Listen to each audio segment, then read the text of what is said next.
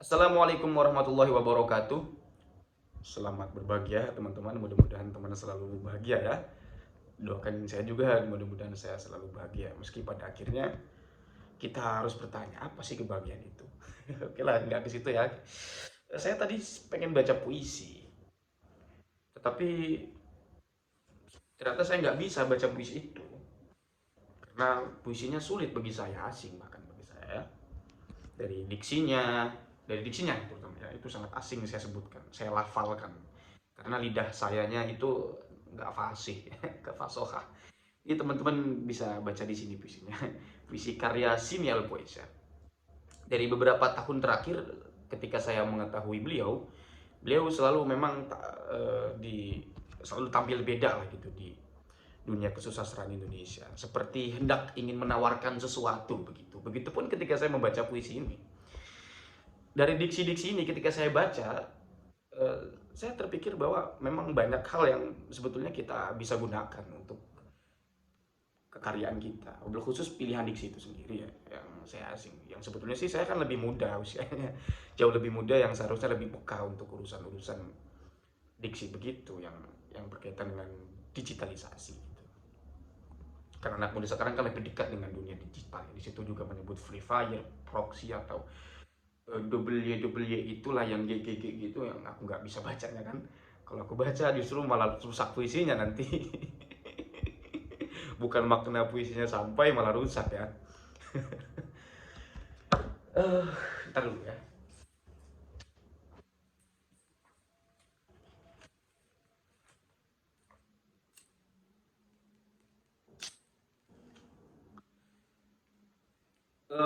Di dalam puisi itu saya melihat seolah-olah Shin Puesa, si penyair yang membuat puisi itu ingin mengatakan bahwa di masa depan bisa jadi puisi itu bukan hanya kata-kata, tetapi juga mm, menampilkan gambar visual, entah berbentuk video, entah berbentuk gambar, atau suara begitu.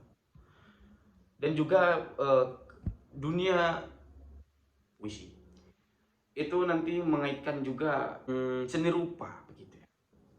Seni rupa karena dunia sastra juga tidak bisa berdiri sendiri. Artinya membutuhkan hal yang lain begitu.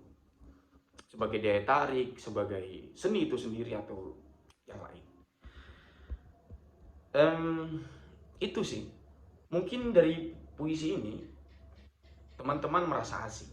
Kalau saya sudah pasti asing karena saya eh, baru pertama kali baca puisi yang seperti itu. Saya juga pernah membaca puisi beliau di bukunya, buku kumpulan puisinya yang berjudul Sains Puisi. Itu puisinya huruf semua, huruf lagi, angka semua.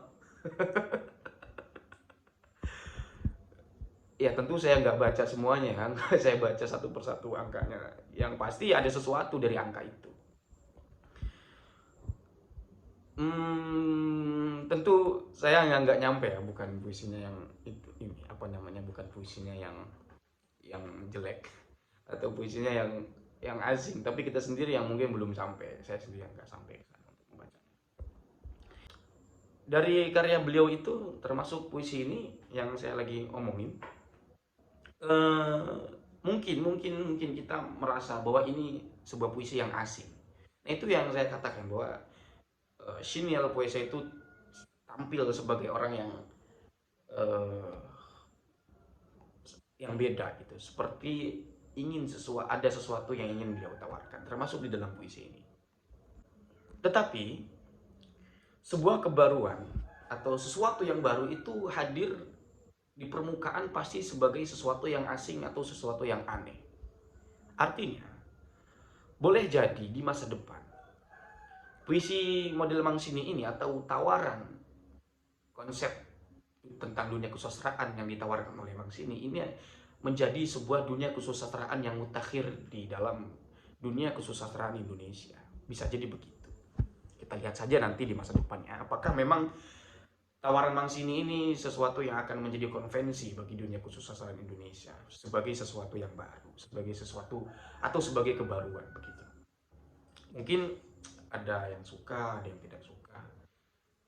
Tetapi terlepas dari suka dan tidak suka, saya pikir ini sebuah tawaran yang perlu dikaji dan diuji secara keilmuan begitu ya.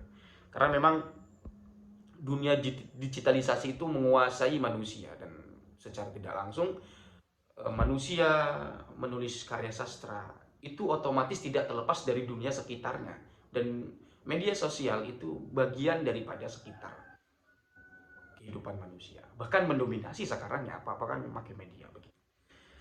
Jadi sebetulnya banyak yang menarik untuk dibahas dari puisi ini. Saya tidak mencoba untuk membahas secara mendalam atau secara melebar gitu, tidak. Tetapi saya tadi pengen baca puisinya tapi nggak bisa gitu aja. Terus saya pengen ngomong bahwa puisi ini unik gitu, bahwa ada sesuatu di dalam puisi ini.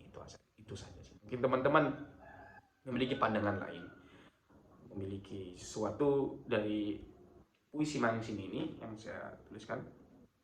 Teman-teman bisa berkomentar ya. Kita diskusi ini ya.